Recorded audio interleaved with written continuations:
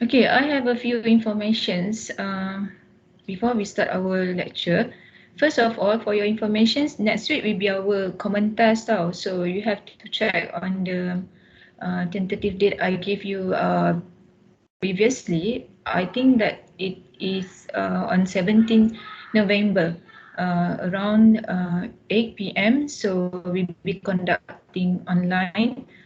So you just be ready for that period of time given, and then it is covered from chapter 1 and chapter 2. Chapter 1 exceptional for more column model, and for chapter 2, as you can see from the previous week, we have gone through for introductions to returning wall, flexible returning wall, as well as this week will be on the remaining analysis method for embedded wall, and for next week will be anchor wall, which we have two methods in design and analysis, or the two types of fixed support dan juga free end support. So I think that from my own notes, you can differentiate between a few categories of the returning wall.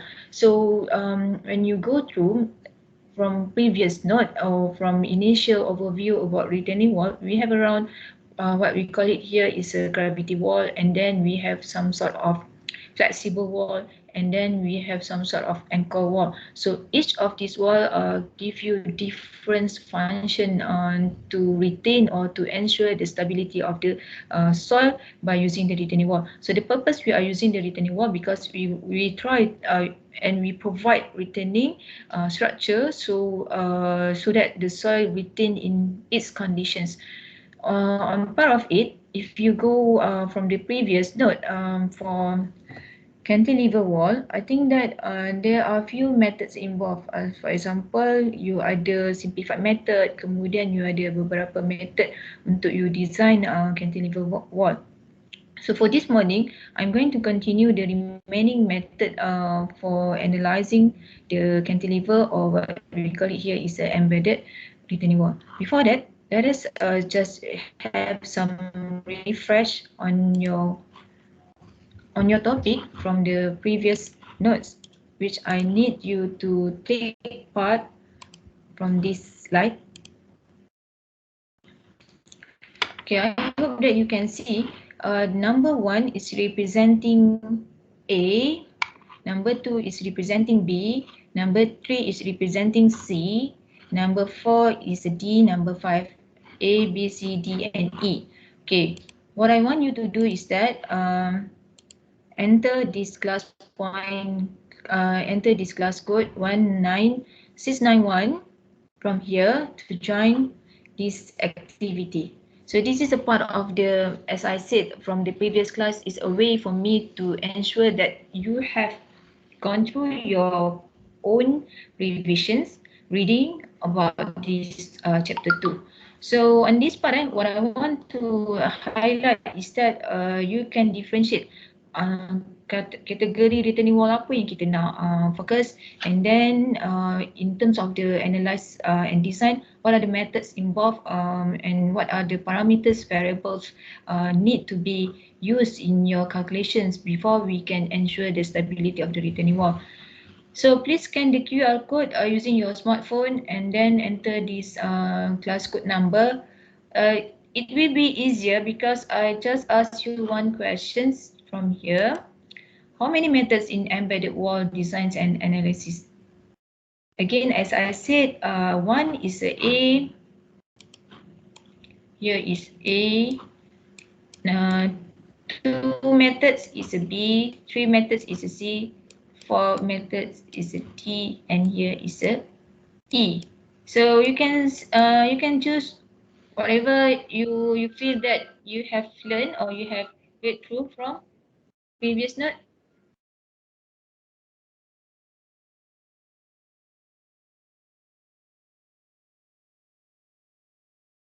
Okay.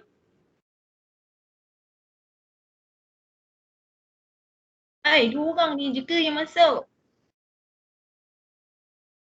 Ha, setiap A, B, C, D ada wakil. Bagus, bagus. Yang ni tak ada siapa betul siapa salah, dia lebih pada macam uh, dia lebih pada kita nak refresh lah. Saya pun kalau boleh bila belajar online ni, saya tak nak you stress, and then you can cope with the conditions, environment. So I believe that all of the final year students are located around campus, on campus ataupun off campus. So please enjoy the class online atau offline. If you feel that you have questions, you can go directly to me ataupun you can PM, WhatsApp, email, whatever platform medium that you feel what we call it related, or you feel free to contact in which way I am better. So from this one, what can I summarize, conclude is that the answer is a D. For embedded returning wall, we have 4 methods. So the previous week, habis lah, saya dah bagi tahu jawapan. Okay, the previous notes I have shown to you that untuk kategori returning wall ni, kalau kata for your code CG612, we only highlighted for the fixed and support and free and support untuk anchor wall dan juga embedded wall. So dalam embedded wall ni, I won't explain detail lah how many categories of embedded wall. One of it is a cantilever wall. Kalau you tengok from the initial notes I gave you on the future under for the lecture notes, you can see that for example, embedded wall, we have a contagious pile, we have sheet pile, we also have second pile, we also have ball pile. So all those piles are functioning to retain soil in whatever locations of your site. For example, if you're dealing with the deep excavations, or if you are dealing with a high-rise building which required underground excavations, so you need to think out what are the best type of returning wall that can be applied on the site. Before you can choose whatever method it is, you have to analyze and design to ensure that the stability of the wall during the constructions activity, because we want to prevent any failure on part of the damage to the properties or losing their life. So what can I conclude is that there are 4 methods that can be used in the embedded wall design and analysis, but it again depends on your functions and what are the parameters involved. For example, if you go to the simplified methods, you akan nampak lah why this method called simplified in terms of the pressure diagrams, and then what are the parameters involved. For example, in the retaining wall designs, the most coefficients that you may get through is that we call here is a coefficients of lateral earth pressure during rest conditions, active condition, or the passive condition. At that time, you may see that from the pressure diagram, there are few or we can have the force equilibrium equations, and we also can have the moment equilibrium equation. The two equations here simultaneously involve in order to get the unknown parameters. So the unknown parameters is telling you what's the exact embedded depth that should be applied on site. Because bila kita ada returning wall, kita ada height of the returning wall, kita ada total length of the returning wall. We want to determine what is the effective depth so that bila you embedkan dalam tanah, dia akan stabil. Dia tak akan menyebabkan collapse or retain of the retaining wall. If you look at or if you have read from any news kan, ada some mines area mengalami failure due to some reasons yang mana retaining wall tu mungkin tak fully support dan dia tak function. Kadang-kadang tu workers tertimbus dalam tanah disebabkan faktor-faktor yang kita ambil mudah. So, sebab tujuan kita pakai retaining wall ni, kita nak pastikan dia stabil dari segi moment dia, dari segi daya dia untuk elak berlakunya runtuhan. Sebab tujuan asal dia memang untuk menahan tanah tu daripada bergerak, sama ada in lateral movement ataupun overturning moment, or what we call it satu lagi kategori instability of the retaining wall. So you have to check in terms of the sliding, overturning dan juga bearing capacity of the retaining wall. So these are the 3 things that you have to ensure in order to choose the right type of wall designs method as well as the embedment depth. So bila you dah analyse yang ni, you dah identify, you kena tahulah what are the proses calculation yang terlibat dalam satu method yang saya mention just now. So the next method is on about realistic soil pressure profile, RSPP in passive zone. So as you can see here, this is the method for cantilever sheet pile walls. So these are the diagrams showing to you the idealized pressure diagram that represent on problems. For example here, if you have a retaining wall that retains soil in front and back of the retaining wall, you may have the active zone and passive zone in front and back of the wall. Again, as I said, when you have the embankment depth, embankment wall, you need to determine the force equation and also moment equations to ensure that there is a stability produced from this in front, in active and passive zone, as well as back of the retaining wall. So at this point, you can have this is the what we call it, some of the rotations that may happen on the wall itself. So this is the idealized pressure diagram that you may have from back of wall and as well as in front of wall. So you can see that the locations of the active zone and passive zone in the region 1, and for active and passive zone in the region 2, and in the front of wall you can see that passive at above upper layer and active at the lower layer of the soil.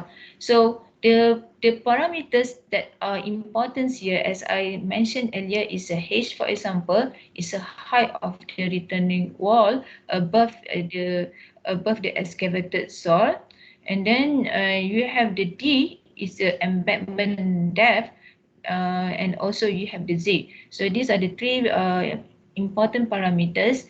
As other than that, you also have coefficients of passive and active lateral earth pressure. And on part of the next diagram, you can see the net pressure diagram is the black solid line shown below. So yang ni yang you akan dapat dalam satu conditions untuk this kind of problem. You may note that there is a sudden change in the pressure profile at the depth O where the wall rotation takes place.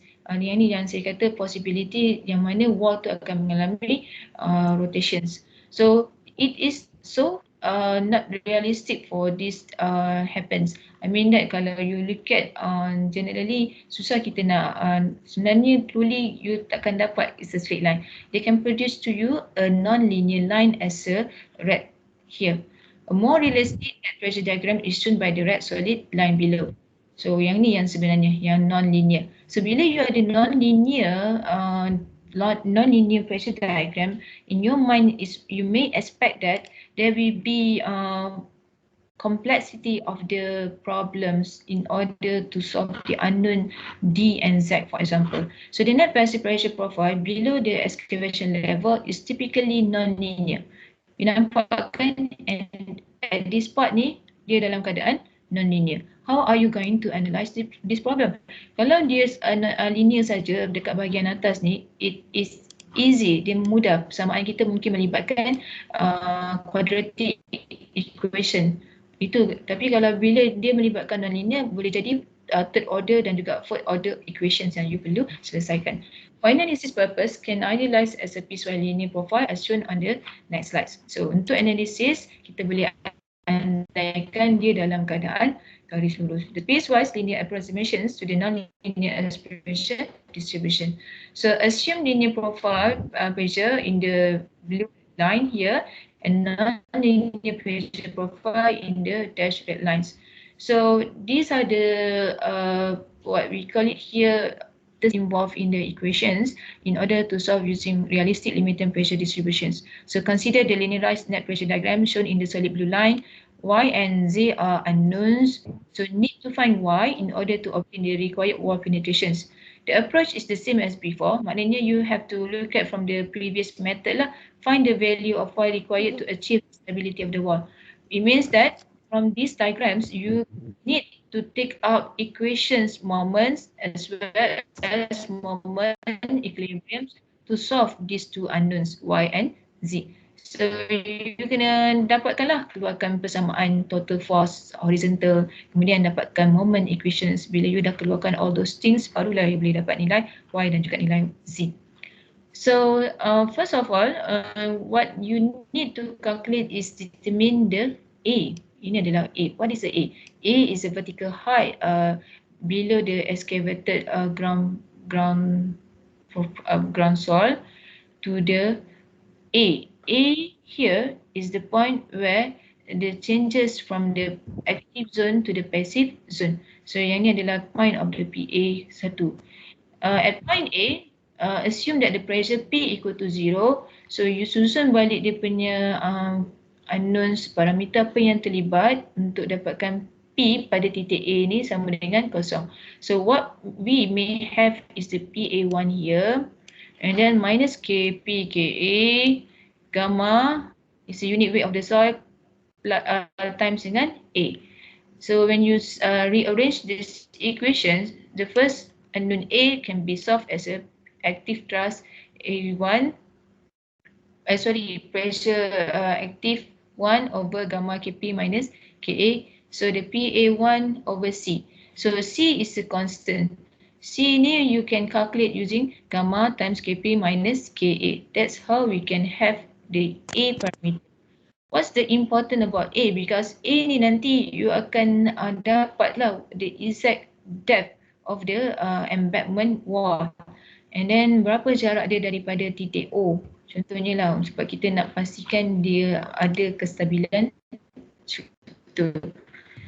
So the next one, you need to solve still using the limiting pressure distributions, but right now we are taking the force equilibrium equations. So replace all forces above A by single force resultant. Maknanya tadi kalau you look at from the previous slides ni, there are many forces in horizontal from this diagram. On this small diagram, ini pun ada force juga, ini pun ada force.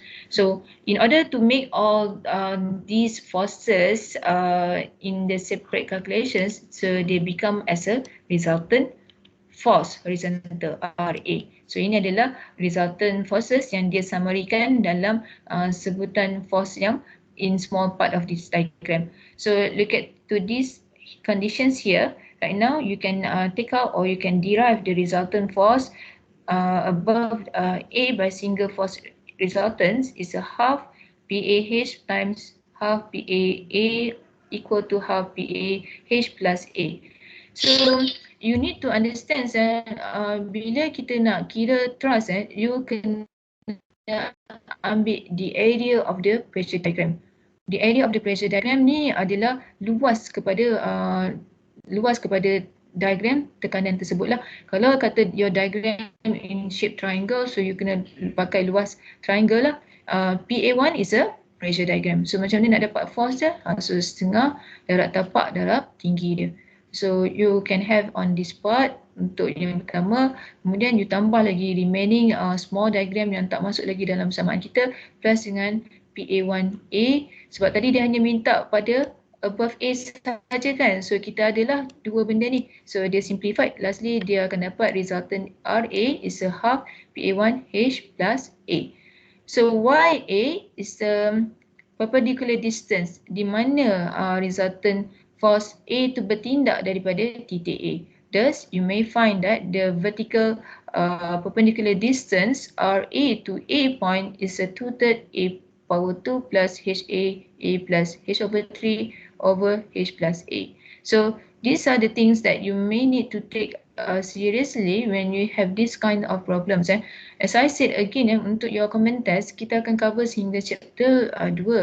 So ikutkan minggu depan tu adalah common test you kan. So on part of it, I'm not sure sama ada cantilever embankment yang ni masuk. Kemudian anchor earth wall tu you kena study jugalah possibility masuk tak masuk, Allahualam. So kena tahulah differentiate dia punya analysis kalau embankment wall guna 4 different methods, macam mana dia punya pressure diagram, and then what are the equations involved. Okay, yang tu lah yang you kena highlightkan dalam chapter 2. Kalau chapter 1, apa yang you kena highlightkan lebih kepada stress pass, kemudian stress pass dalam TS, stress pass dalam PQ, and how to determine the parameter on the stress pass line, semua tu lah. So please check back from the previous notes in the chapter 1. Okay, back to here.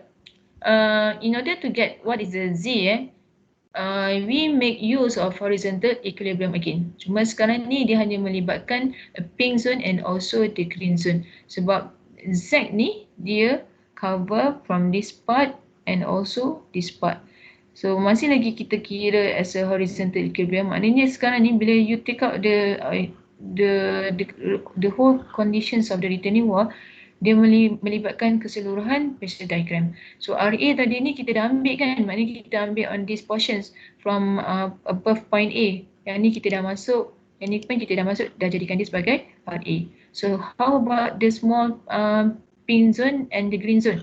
So yang ni yang you kena take out the equations to determine Z. So from that dia start dengan green zone dulu. Dalam green zone ni kita ada active zone, kita juga ada passive zone. So you ingat tadi kan masa saya cakap tadi dekat back of wall, in front of wall kita ada both zones, active and passive. Vice versa lah, sama ada dia top is the active zone ataupun below is the passive zone, and vice versa untuk in front of the retaining wall. So now bila you look at from here, because the third method is focusing on the passive zone, you akan nampak the resultant A, RA, is a plus dengan pressure passive in front of the wall plus dengan pressure passive back of wall.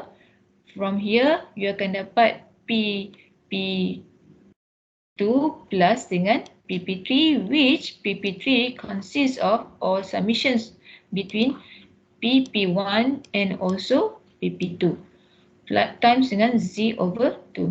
So the green zone here representing from PP2 and PP3. So passive pressure in front of wall and also passive pressure 3 back of wall. So times dengan Z over 2. From the next one, tadi kita dah masuk yang hijau ni, kita dah consider green zone. Now kita kena consider pula the pink zone. Sebab tadi kalau you tengok dia punya the pressure diagram, yang non-linear pressure diagram and the piecewise linear pressure diagram yang kita nak ambil dalam calculations. So we need to minus, tadi kita dah masuk kat sini. Tadi awal-awal tu dia consider sebagai green zone kan. Lepas tu sekarang dia minus balik. Sebab sekarang ni yang kita nak betul-betul ambil kat sini yang realistik punya lah pressure diagram, dan juga di bahagian sini. On part here tadi dia dah plus kan PP2, PP2 tadi dia plus, tapi sebenarnya kita kena remove here. That's why you can see that now they remove passive pressure 2 times dengan Y over 2. From here is a Y bahagi dengan 2. Okay, following from here, they now get equation 1 consists of horizontal equilibrium from all the pressure diagrams. So the Z can be determined as a passive pressure 2 times Y minus 2 RA over passive pressure 2 plus passive pressure 3. Remember just now we want to determine Y and Z. Y itu daripada titik A to the bottom of retaining wall, and Z is the vertical distance from rotation spine, rotation center to the bottom of wall. So kita nak tahu berapa jarak dia. So, and then the next one is that bila kita ada this kind of unknown Y ni pun tak tahu, Z ni pun tak tahu. Thus you kena keluar satu lagi equation yang mana kita panggil sebagai moment equilibrium equation, which is equation number 2. So right now ni you kena tukarkanlah daya yang you kira tadi ni, jadikan dia dalam sebutan moment. So this what exactly you have when you take it moment at the bottom of wall. So sekarang ni kita ambil moment dekat tapak retaining wall ni.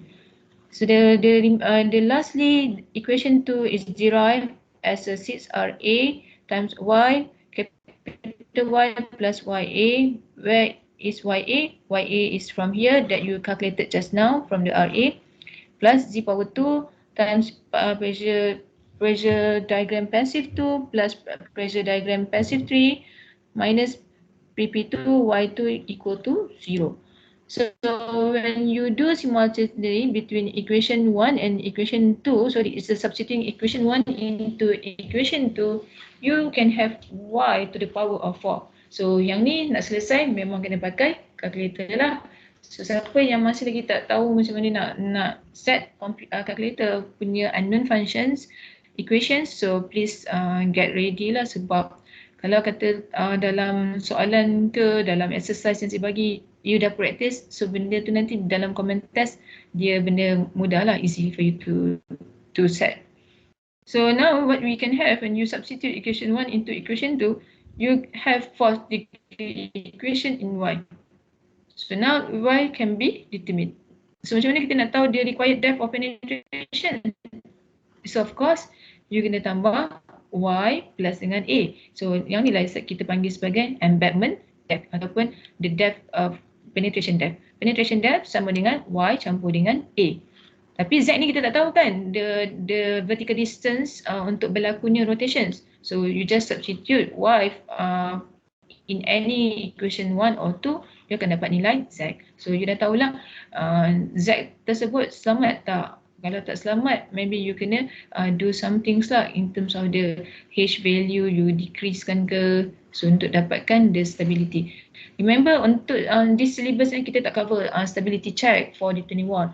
You just get for analysis and design macam mana nak dapatkan dia punya embedment depth.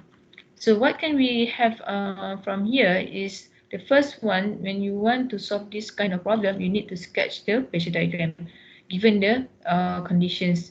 So when you look at here, it's easy because there is no effect of groundwater table. Kalau ada effect of groundwater table, the more complexity on your pressure diagrams can have. So benda tu menyebabkan lagi kompleks lah untuk you selesaikan your punya unknowns. Next, compute the active and passive pressure coefficients K and Kp. Compute the constancy pressure passive 1, pressure active and passive, the resultant pressure Ra and its location Ya. And step next is calculate the Y and determine the required penetration and also the total required length of the retaining wall. So now kita dah tahu nilai H, kita tahu nilai Y, kita tahu nilai A. So that's and for the calculations untuk passive zone retaining wall using the cantilever sheet part. Okay, this is one example. It's easy. I mean that it is similar as what I shown just now from the previous slides. The only thing is that daripada unknown tadi dia dah bagi value. For example, H right now is 5. Now D kita tak tahu. D is consist between Y dengan A. Total required depth, and Z is a vertical distance from bottom of the wall to the center, the foundation point. So now it in granular, so the wall retain granular soil having the phi 30 degree and 18 kilonewton per cubic meter. Of course, first of all, you need to calculate Ka and Kp using this equation. So, or you can use the Jacobi equations. So the Ka is a 0.33, Kp is a 3. When you look at to the next step, it asks you to determine the C and A by setting pressure P at A point is equal to 0. So first of all, of course lah, you kena kira dulu lah active pressure. Active pressure ni is some sort similar to the gamma H is what? Sigma V kan. So sigma V bila you darab dengan Ka, dia dah jadi sigma H, horizontal pressure. So now bila Ka darab dengan sigma V, you dapatlah sigma H ataupun dipanggil active pressure. Sebab sekarang ni you nampakkan retaining wall dia retain ataupun dia resist kepada horizontal pressure. So banyak kita cerita pasal horizontal pressure lah, you akan nampak the lateral forces acting in front. So by substitute the value here, Ka tadi 0.3, kemudian gamma 18, H is 5, so you get the active pressure is 30 kPa, back of wall, Pa1 here, and then the constancy can be calculated as a 48 kilonewton per cube meter. Constant A is the depth from ground surface of excavated soil to the point A, and RA also can be calculated here. So sekarang ni RA kalau you nampak, it is only involved from the half PA1 plus times H plus A. Yang ni pun kalau you nampak dia just substitute balik. Originally dia dah derive R tu sama dengan apa kan? You boleh nampak kat sini tadi dalam step number 7. RA is a half PA times H plus A. So it's just substitute the value lah. You akan dapat dia punya answer is 84.375 kilonewton. The resultant the distance from the resultant force to A is a 2.083, and then the passive pressure is a 300 kPa. So passive pressure ni pun you kena tengok on part of here Kp kat sini passive pressure 1. This is the zone of the passive pressure. Kp gamma H plus dengan Kp gamma A Ka times gamma A is a 300 kPa. So this is what you may have from this diagram untuk passive pressure. And the next one is on the solving what is the Y and what is the A, so that you can have the penetration depth. So Y ni kalau ikutkan from the previous slide in step number, okay, for example in the summary dia dah keluarkan Y is equal to here. When you substitute to the equations, you can get the lastly Y is 4.4, and the A is the vertical distance from A point to the ground surface of excavated soil is a 0.625. The penetration depth is a 5.02. So kalau you nak tahu what is the total length of total height of the retaining wall, you tambahlah antara 5.02 campur dengan 5, so you akan dapat 10.02.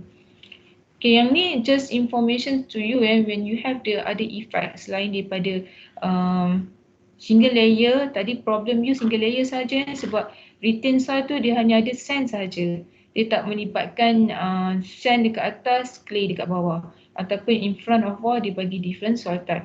Kalau kata you ada multiple layers of soil, the pressure diagram, the calculation will be more complex, as well as when you have the groundwater table effect. So the net pressure will be changed lah according to the causes to the problems given. So what you need to do is that you have to modify lah untuk dapatkan the right value for Y dan juga A.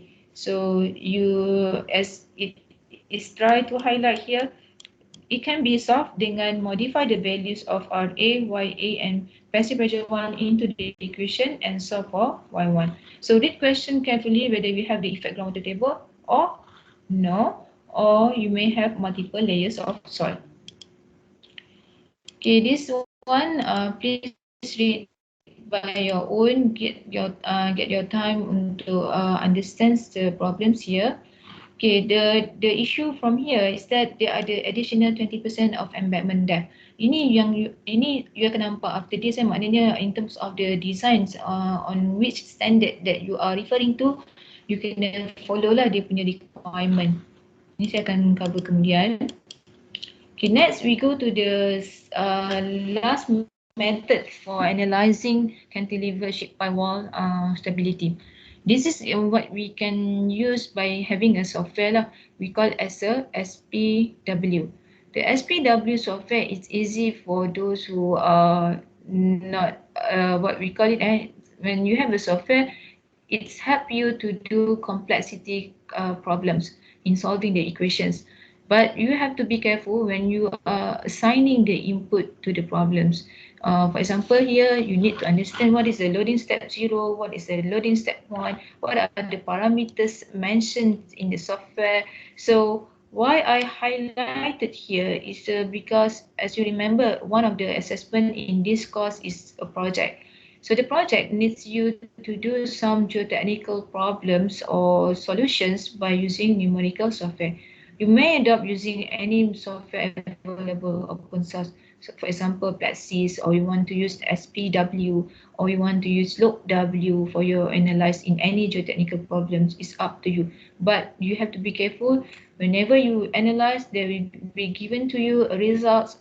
You have to verify sama ada calculations yang you dapat, yang komputer tu kirakan untuk anda true or not true. Macam mana nak verify? Of course, you kena dapatkan daripada any existing published data, results yang boleh verify result you daripada software. These are the things that you need to concentrate lah. Okay, back to our business here. We are talking about the excavations of the retaining wall, and purposely we are using the retaining wall. As you can see here, the retaining wall is retained in front and at the back of wall. Of course, at the back of wall ni dia takkan mengalami any excavations, but in front of the wall on top of this soil one, they will be excavated. Because the purpose we are using retaining wall for deep excavations or deep ground construction. So itulah tujuannya. Dalam kes ni dia nak excavate. Dia nak remove this layer, the upper layer of the soil one. So what are affected? Apa yang terkesan? Of course, you have firstly verify untuk input soil one, soil two. So the yellow is representing as the soil one, and then the grey is representing soil two. But now is a loading step 0. Loading step 0 maknanya dia dalam keadaan initial conditions. Dia tak buat apa-apa aktiviti lagi, sama ada loading dengan sama ada dia unload as a excavations or dia buat consolidations process. For this moment, is assigned as a original condition, initial condition of the soil one. H is a 5, and then dekat bahagian retaining wall bawah ni pun 5 juga. Soil, kalau you nampak, is homogeneous because what? Yellow dengan grey having the same unit weight of the soil. WS, ZW constant sama, KP, KN pun sama. It says that it is homogeneous. Kalau kata you ada KP berlainan, KA berlainan, of course the internal friction angle are different on top of the layer and the bottom layer of the soil. So same goes here. Cuma yang ni dia presented balik untuk orang kata apa, just give you here dia explain to the parameter involved. Yang ni dia punya input value, apa yang berbeza dan apa yang ideally untuk modeling first step yang you kena tahu. Okay, the next one, when we want to do the excavations in the software, how to present the excavations activity on site. Maknanya sekarang ni kita nak simulate site condition to the numerical analysis ataupun numerical modeling. On this part, in a way to present the excavation process on the software dengan cara kita tukar daripada loading step 0 to the loading step 1. Now it is changed from 0 to 1, where the left side of the retaining wall has the soil has removed from the initial conditions. What may affect? Yang terkesan adalah unit weight of the soil. Just now in the initial conditions, on top of the soil 1 ni, dia punya unit weight adalah 18. Tapi lepas dia dah mengalami excavation, the unit weight becomes 0. So soil number 2 on the left side masih lagi remain as a 18 because dia tak mengalami excavations. So excavation kita hanya zone yang ni saja. So how about the right side? Right side pun maintain as 18 for soil 1 and soil 2 sebab dia tak mengalami excavations. So how to get the result? Bila you run the model, the software, you just click one icon button calculate, so they will preview to you lah what's output that you may have from the analysis. For example, you akan ada forces, and then you akan ada moment, and then you akan ada some sort of pressure diagram depending on what you are looking for. So all those informations are important to tell you whether your retaining wall design is acceptable and accepted to retain the stability of the retaining wall. Okay, these are the standards that may use in order to design the retaining wall. Just now is a method, any standard. So bila kita kata standards, some country may adopt different standards. For example, Malaysia can have BS standard or Eurocode. If you go to the German, for example, they may adopt Eurocode 7. So on the retaining wall chapter, it is recommended to have or to see on the BS 8002 method dengan requirement surcharge is 10 kPa, maknanya dia set surcharge 10 kPa, and then the requirement is a 20 plus 20% embedment depth and the plus 10% future unplanned. Kalau you adopt Eurocode 7 geo limit state, the design approach 1, yang ni you akan nampak in the next chapter after midterm break. Design approach ni kita ada design approach 1, kita ada design approach 2, kita ada design approach 3. So on your syllabus, they will be covered all tapi highlighted on the design approach 1. So the requirement for Eurocode 7 geo limit state, it is 10% future unplanned excavation must be taking into considerations bila you set nak menggunakan Eurocode standard. And the next one is a gross pressure method. So you akan nampak how simplification has been made untuk analyze menggunakan gross pressure method. So back again the same question, just right now kita menggunakan standard untuk kita selesaikan these problems. Okay, first method, first standard is BS. So yang ni you nampak dia dah set minimum design surcharge 10 kPa. So dia dah masukkan first requirement dia A. Kemudian future unplanned excavations of 10% of clear height in front of wall. So dia dah masukkan 0.5 is coming from that requirement. Now, kalau tadi kita nampak untuk passive zone ataupun any simplified the D is taking from here to bottom of wall. Tapi sebab bila you adopt BS 8002 methods, dia dah ada clearance sebanyak 10%. So you kena bagi gap lah kat sini. So D tu tak boleh ambil daripada bottom of wall sehinggalah top here. So kita ada consideration 0.5. So again, as usual, you kena calculate dulu KA, KP and then draw the pressure diagrams. Okay, draw the pressure diagram in front and back of wall. So these are the zones representing for in front wall and back of wall. Kalau you nampak back of wall ni, since we have the surcharge, so the pressure diagram change lah. Sebab tadi yang saya tunjuk sebelum ni untuk method yang ketiga, realistic passive zone tu, dia triangle. The first one is a zero pressure sebab dia tak ada surcharge. Tapi now kita ada surcharge. That's why here is a horizontal pressure as a 10 kPa. And then at this point dia ada center of rotations. So that's why you can see the sudden change in the pressure diagrams. Okay, these are the values where it is substitute balik untuk dapatkan passive pressure A untuk in front wall dan juga back of wall. So be careful lah untuk you take out ataupun keluarkan balik dia punya persamaan supaya remaining unknown that you are looking for is carrying in all the pressures involved. Okay, next kita calculate forces untuk setiap pressure diagram. So kita ada active okay, dia just namakan PM. Okay, dia nama PP untuk passive zone, active zone. So apa yang berlaku pada tembok penahan tersebut. So the remaining unknown D node is having in all the passive pressure. Time. Okay. Okay, I think that it's a forces. Sorry, and all this capital P is representing as a forces. So forces kat sini untuk setiap daripada 1 to the last part here, all the unknowns D and D not is carried. So apa yang kita perlu buat seterusnya, we need to take the moment equilibrium equations untuk setiap forces supaya you boleh dapatkan two equations at least. You can solve either one first untuk dapatkan D dulu ataupun nak dapatkan D not. But the thing is that when you see from here, it can be done using the spreadsheet lah. Lebih mudah untuk dapatkan the value of this one. So what is shows here, the D minimum depth of embankment is a 7.3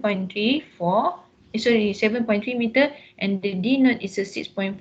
Where is the D and where is the D naught? Ini adalah D naught and this is the D. D naught daripada clear height tu sehingga center of rotation O, and from here daripada clear height sehingga bottom of wall. Okay, this is for BS. BS dia adopt simplified method. Apa yang membezakan sekarang ni adalah kalau you buat comparison antara just now tu, BS ni dia boleh menggunakan previous diagram yang saya tunjuk. Nampak tak dekat part ni kan? Oh, ni tadi dia dekat few meter from bottom of wall. Dia juga boleh adapt for the simplified one.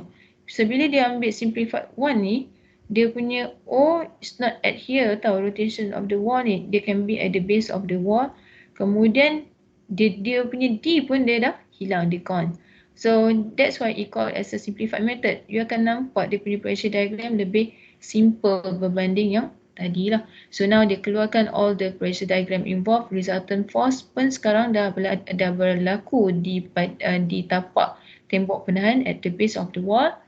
And in less complexity compared to just now.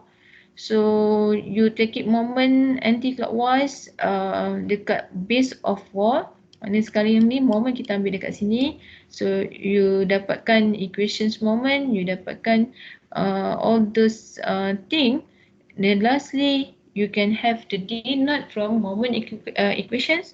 You akan dapat as a 6.98 meter. So right now, without using the force equations tanpa complexity, you dah boleh dapat directly the D naught through the moment equations. So ni tadi just remaining there to be solved later on after you have the D naught from the moment equations. Once you get the D naught, you boleh substitute semula dalam R.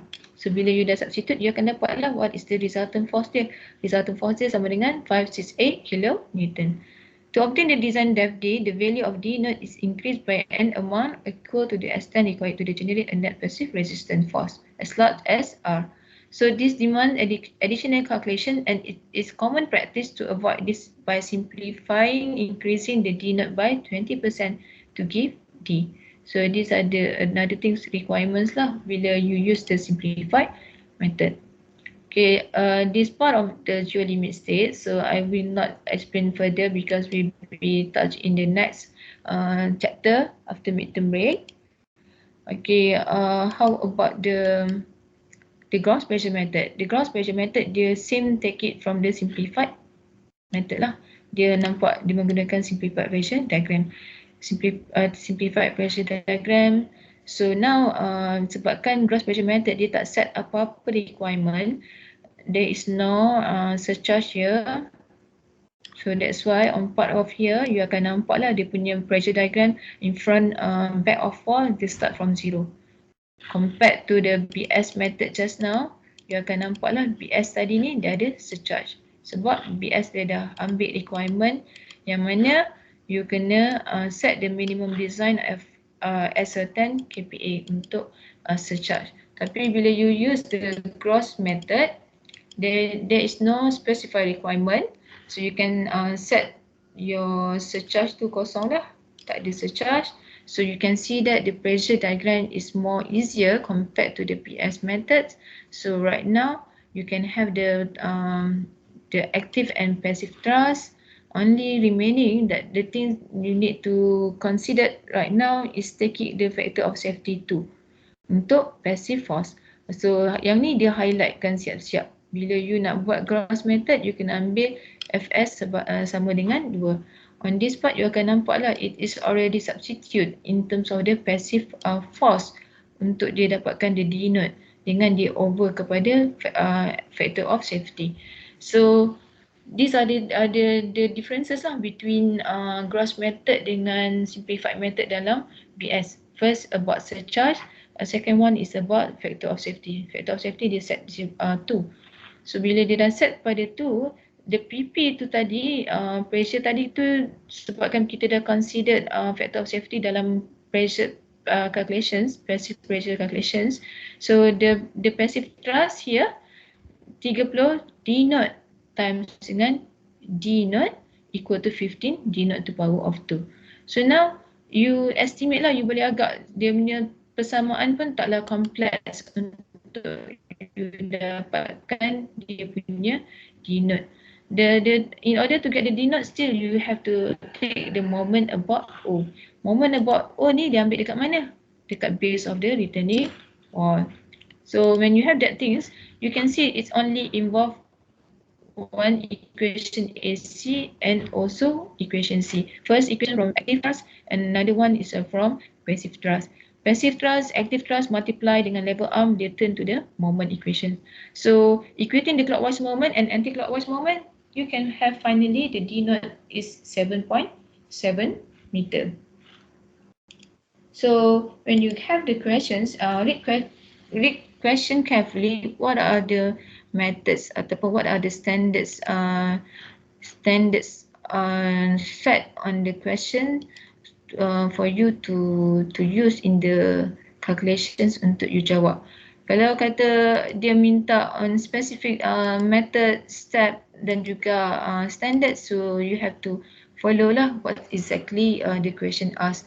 Somehow, please read questions from front page to the last page supaya you tahu apa informations are provided. Contohnya mungkin ada attachment kan dari segi formula ke apa benda kan, ada input penting, parameter. So yang tu yang saya kata you kena baca soalan daripada first page to the last page supaya it's help you a lot lah dalam calculations dan juga you boleh mudah lah untuk menjawab. So do you have any questions before we end our lecture today?